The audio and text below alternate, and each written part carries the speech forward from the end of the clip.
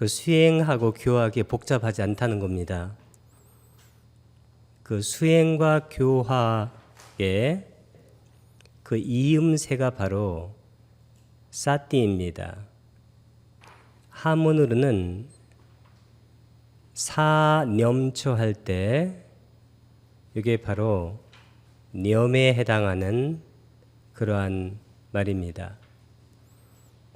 념이라는 것은 현재의 마음인데 현재의 마음을 대상에 유지하는 것, 이게 사띠인데 아무렇게 말해도 사띠란 말을 이것을 논리적으로 설명하는 것은 그렇게 의미가 크지 않습니다. 우리말로는 이것이 뭐냐면 마음 챙김이에요. 이걸 마음 챙김이라고 하든지 아니면 알아차림이라고 하든지 그런 것들은 상징하는 말들이기 때문에 그렇게 중요한 말은 아닙니다. 그래서 이 사띠를 설명하게 되면 그게 뭐가 되냐면 교학이 됩니다. 그리고 사띠를 실천하게 되면 이것이 바로 수행이 됩니다. 그래서 사띠가 교학과 수행의 conjuncture, 이음매, 그러니까 접속 부분이 되어집니다. 그래서 이 사띠를 잊지 않고 기억하고 있으면 혹시 이번 생에 이 수행을 못한다 할지라도 다음 생에 태어나가지고 사띠라는 소리를 딱 듣게 되면 왠지 익숙해집니다. 그때 수행을 해도 뭐 이렇게 늦지는 않은데 이 생 다음에 다음 생에 어떻게 될지 모르기 때문에 우리는 분발해가지고 이 생에 이 수행을 해내려는 생각을 하는 것이 좋습니다. 아주 중요한 건데 그 어떤 비유가 경전에 나오냐면 여기 말뚝이 하나 있습니다. 말뚝. 이 말뚝에 이렇게 끈이 매달려 있어요. 이렇게.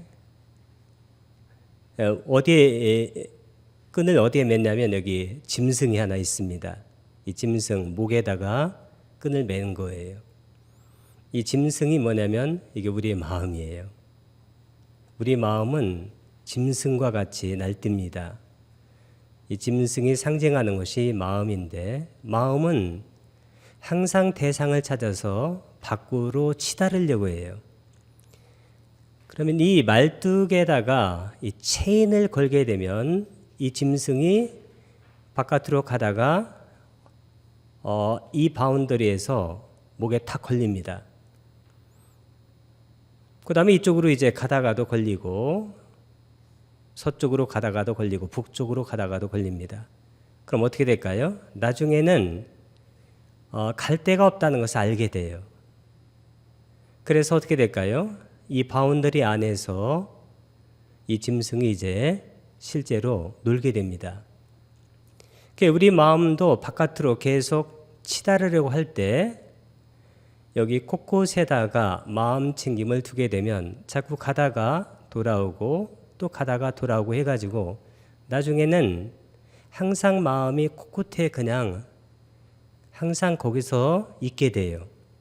그렇게 하게 되면 우리의 번뇌가 실제로 많은 부분에서 번뇌 문제가 해결되고 그리고 부탁께서 말씀하시는 그 수행의 혜택들이 이제 생겨나기 시작합니다. 행복해지고 그리고 우리를 괴롭혔던 수많은 그런 번뇌에서 벗어나기 시작해요. 이렇게 되기 때문에 처음에는 뭐 잘 된다 안 된다 이렇게 생각하지 말고 우리 법원님들이 기본적으로 부처님에 대한 그런 신심이 있기 때문에 나는 부처님의 말씀을 믿고 한번 해봐야 되겠다. 이렇게 생각이 들면 훌륭한 법원님이 되는 겁니다. 그래도 나는 내가 지금 사는 대로 살겠다. 이렇게 생각이 들면 이번 생은 그냥 보내야 됩니다. 이 수행을 하게 되면 그날부터 변화가 생기고 이게 어느 정도 본격적으로 작동이 되게 되면 제가 어제 말씀드렸던 우리의 실존의 문제를 최종적으로 완전하게 그 두 마디가 상당히 중요한 겁니다. Finally, 최종적으로 이 completely, 완전하게 이제 해결이 돼요.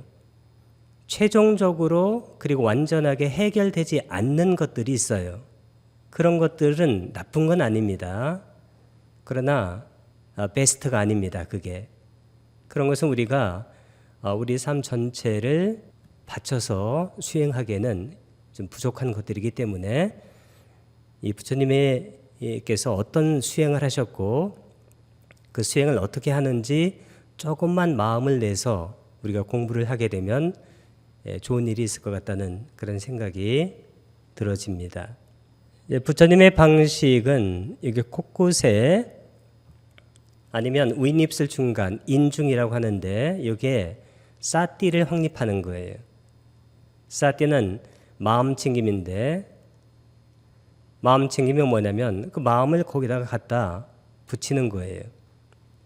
그러니까 이런 말들을 어렵게 생각할 필요가 없습니다. 전혀.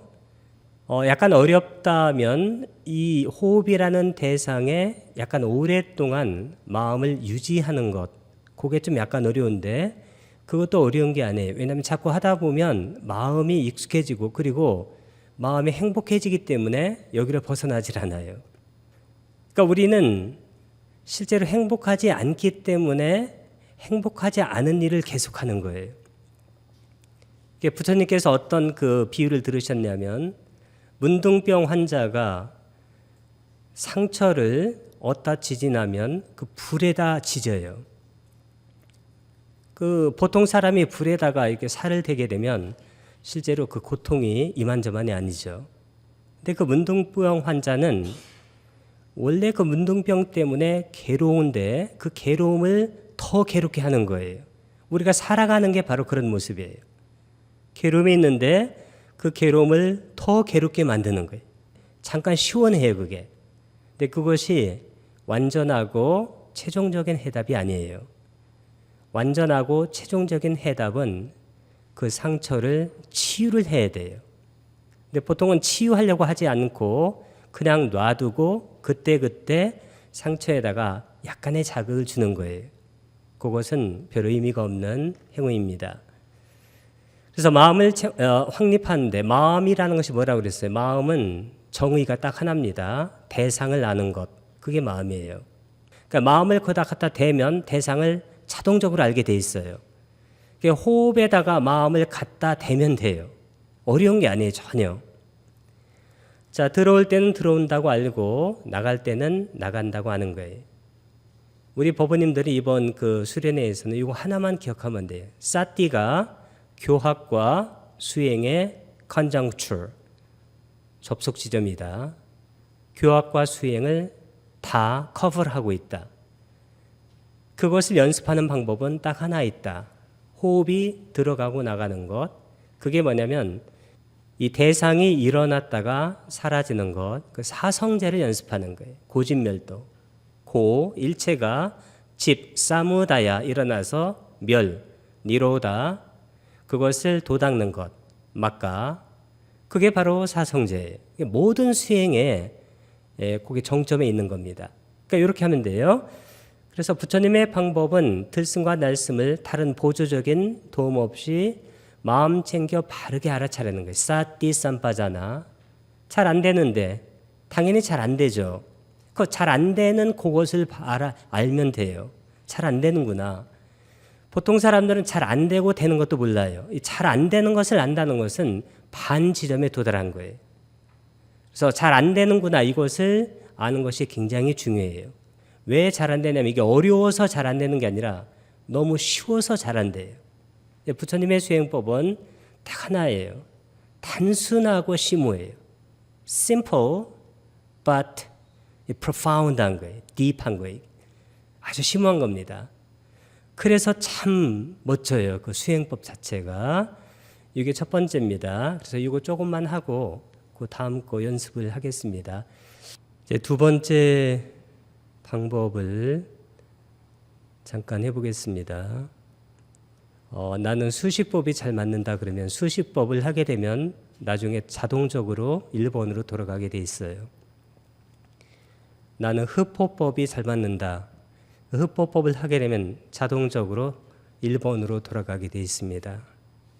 왜냐하면 실제로 어떤 것이 일어나고 사라지는 것을 면밀히 보다 보면 거기는 언어가 절대로 붙을 수가 없어요. 왜냐하면 언어라는 것은 이 존재에 비해서 그 해상도가 너무 떨어지기 때문에 실제로 언어를 거기다 붙일 수가 없습니다. 억지로 좀 붙여보는 건데 나중에는 자동적으로 그것이 떨어져 나갑니다. 왜냐하면 일어나고 사라지는 그 현상의 속도가 너무 빠르기 때문에 거기다가 언어를 도저히 붙일 수 없기 때문에 그때는 자동적으로 언어가 떨어져 나갑니다. 수식법은 똑같습니다. 콧구멍 끝이나 윗입술 중간에 사띠를 확립하고 마음을 확립하면 마음은 대상을 아는 것이기 때문에 그것을 다소 바르게 알면 돼요. 바르게가 들어가면 그 대상의 무상성을 아는 거예요. 일어나고 사라지는 것을. 무상이라고 하게 되면 거기에 고와 무실체성 이것을 다 알게 된다는 것입니다. 처음에는 그것을 몰라도 상관이 없습니다. 그래서 이렇게 들어갈 때 그리고 들어가서 나올 때까지 이게 하나입니다. 그리고 다시 둘 여기까지 마음속으로 이렇게 세다 보면 한 10번 정도만 세게 되면 실제로 마음이 무척 평온해집니다. 이 부처님의 교단 그리고 부처님의 제자들하고 외도의 제자들은 딱 하나에서 차이가 났다고 그래요. 그게 뭘까요? 부처님과 부처님의 제자들이 있는 그 쌍가는 전부 다 침묵을 지켰다고 그래요. 왜 전부 다 침묵을 지킨 걸까요? 하루 종일 그분들이 수행을 하는 겁니다. 수행 시간에 수행 딱 하고 수행을 푸는 순간 수행에서 풀리면 그 수행이 아니에요. 사띠라는 것은 하루 종일 하는 거예요. 아마 부처님 같은 경우는 정말로 하루 종일이에요. 24시간.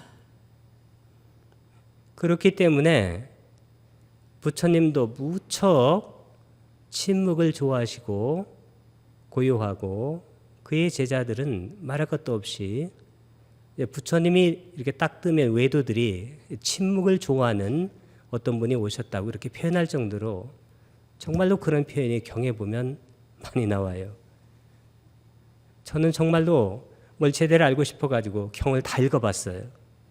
니까야, 니가니까야, 맞지마니까야, 앙구따라니까야, 쌍유따니까야. 그러니까 우리말로 번역된 것이 19권입니다. 초기불전연구원에서 번역된 거. 우리 법부님들도 그거 읽고 싶으면 19일이면 읽을 수 있어요. 하루에 한 권씩.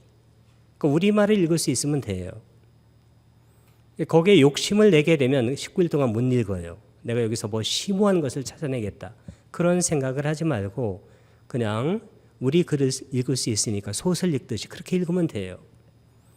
그 19권을 다 읽게 되면 그 다음에 알게 돼요. 뭘 알게 되냐면 어떤 것이 부처님이 직접 말씀하신 거고 어떤 것이 그 후에 논설화된 가르침인가를 알게 돼요. 그 현장감이 전혀 달라요. 전 다 읽어봤는데 거기에 보게 되면 이 부처님의 제자 아사지 존자 같은 그런 제자들이 딱 걸어가면 뒤에서도 알았다고 그래요. 그 고요함을. 사리푸타 존자하고 모갈라나 존자, 특히 사리푸타 존자가 그 고요함을 보고 가서 부른 거예요. 스승이 누구고 그 뭘 가르치냐. 그러니까 여기서 다 말할 수는 없고 한 가지 사무다야 담마 니로다 담마. 일어나는 법은 사라지는 법이니 그 선 자리에서 사리푸타 존자 사리불이 예류자가 된 거예요. 선 자리에서 깨달은 거예요. 첫 번째 그 깨달음의 단계를 성취한 거죠. 왜 그런 현상이 일어나냐면 부처님의 제자들은 부처님께서 가르쳐주는 사띠를 하루 종일 한 거예요.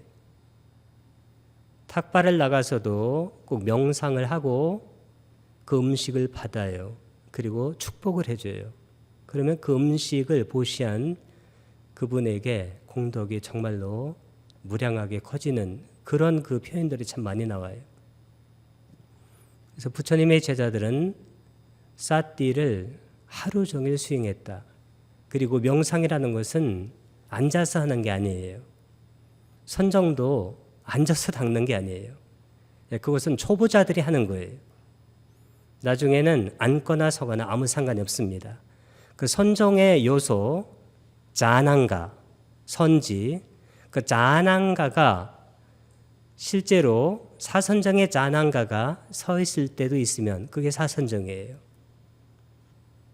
사선정의 키워드는 수카사자빠 하나, 두카사자빠 하나, 행복도 버리고 괴로움도 버리고 양분되는 그런 에너지가 실제로 사선정에서는 없어져요.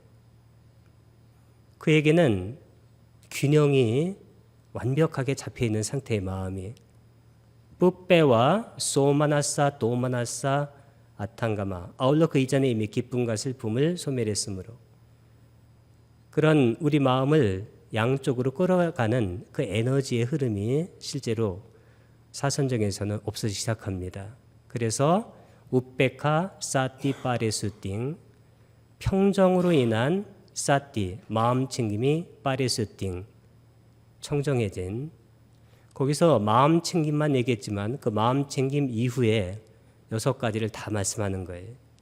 그 다음에 사마타 위파사나 사마디하고 빠냐가 우페카 평정 상태로 유지되면 서 있을 때도 사선정이에요. 앉아 있어도 사선정, 누워 있어도 사선정. 항상 그 사선정의 상태가 유지되는 거예요. 그렇기 때문에 실제로 부처님과 부처님의 제자들은 세상 사람들이 봐도 전혀 다른 거예요. 전혀 그분들의 경지 자체가 무척 달랐는데 그 수행법이 바로 이 수행법이에요. 이거 하나만 하면 돼요. 하나만. 그러니까 여러 개 하게 되면 분산이 돼요. 그래서 저는 어디 가서 제가 수행을 지도할 때는 딱 하나만 해요. 뭐 자비 수행 이런 거 하질 않아요. 자비희사 뭐 이런 걸 하지 않고 부처님께서 하신 요 수행만 하고 이 수행은 정말로 경전 여러 군데에 많이 나와요. 그리고 마츠마니카야 118번에 보게 되면 이 아나파나사티라는 이 독립된 수행법이 하나 전체예요. 그런 것은 이거밖에 없어요. 다른 수행법들은 중간에 조금씩 나와요. 사마타 위파사나는 거의 나오질 않아요. 대념처경에도 사마타 위파사나라는 말은 한 번도 안 나와요. 그리고 아나파나사티에도 사마타 위파사나는 한 번도 안 나와요. 까야가타사티 거기도 사마타 위파사나라는 말은 하나도 안 나와요. 그래서 이 남방에서 뭐 이렇게 수행을 조금 배워가지고 뭐 사마타 위파사나 이런 분들은 경을 읽게 되면 무척 실망을 해요. 왜 실망을 하냐면 자기가 알고 있는 단어가 안 나오는 거예요. 나오는 단어가 뭐냐면 사띠예요. 그리고 나오는 단어가 빠자나띠, 꿰뚫어한다. 그 빤냐의 동사형. 왜냐하면 사띠라는 순간 빤냐가 그거고 딱 짝이 돼요. 그 두 개의 작동 원리로 같이 가는 거예요. 그게 바로 이 수행법입니다. 이 수행법 하나를 익히면 돼요. 그러면 경전을 보면 경전이 쭉 다 보이기 시작해요. 수식법은 들어올 때 이렇게 하면 들어올 때 여기서부터 이제 스치면 하나 하는 거예요. 그 다음에 마지막까지 이게 하나예요. 한 10번만 해도 실제로 굉장히 빠르게 마음이 안정이 됩니다. 한 달만 좀 이렇게 습관을 들이세요. 그래서 만약에 이 수행법 익혀가지고 초선에 내가 습관적으로 들 수 있는 그런 선정력을 갖추면 돌아가시면 어디로 가나요? 초선천에 태어나요. 이 범초는 어떻게 계산을 하냐면 계산 자체를 겁으로 계산을 해요. 겁. 한 겁이 뭐라고 그랬어요? 엄청나게 큰 산을 100년에 한 번씩 현실에 와서 스치고 지나가서 다 달아 없어지는, 실제로 우리 개념으로 따지면 영원이에요. 영원. 영원한 세월 동안 실제로 행복하게 살아갈 수 있는 거예요. 우리의 실존 문제를 완전하게는 아니어도 정말로 급진적으로 좋은 상태로 업그레이드 시키는 방법은 이 방법 외에는 없어요. 이거 하면 지금 혹시 이 삶에서 좀 어려운 분들은 다음 삶이 기다리고 있어요. 이 삶은 아무것도 아니에요. It's nothing이에요. 그 범천에 비하면 이 우리의 인간 세상의 이 시간이라는 것은 정말로 이것은 찰나에 불과해요. 근데 이것을 우리가 어떻게 좀 재미있게 살겠다고 아둥거리는 것은 정말 nothing입니다. 그것은 부처님의 법을 몰라도 너무 모르는 거나 마찬가지예요. 그래서 이것을 하게 되면 이제 가장 잘 안 돼도 그런 범천에서 영원히 사는 것 거의, 그리고 실제적으로는 그걸 겨냥한 게 아니에요. 깨달음을 겨냥한 거예요. 그 깨달아서 예류자가 되게 되면, 예류자는 뭐냐면 들숨과 날숨을 깨달아서 일어나는 것은 사라지는 것이다. 사무다야 담마 니로다 담마. 그러니까 모든 것이 연기적으로 일어나서 사라진다. 이것을 딱 알면 그때 예류자예요. 예류자는 7생 안에 깨달음으로 이분이 끝나요. 그래서 깨닫지 않을 수가 없어요. 이 수행을 하게 되면. 그래서 작은 그 이익은 천상에 가서 영원에 가까운 그러한 희열 속에서 사는 것, 그리고 궁극적으로는 깨달음을 완성하는 것이 이 수행법이기 때문에 이 수행법에 신심을 좀 갖고 조금씩 해보도록 하는 게 좋겠습니다.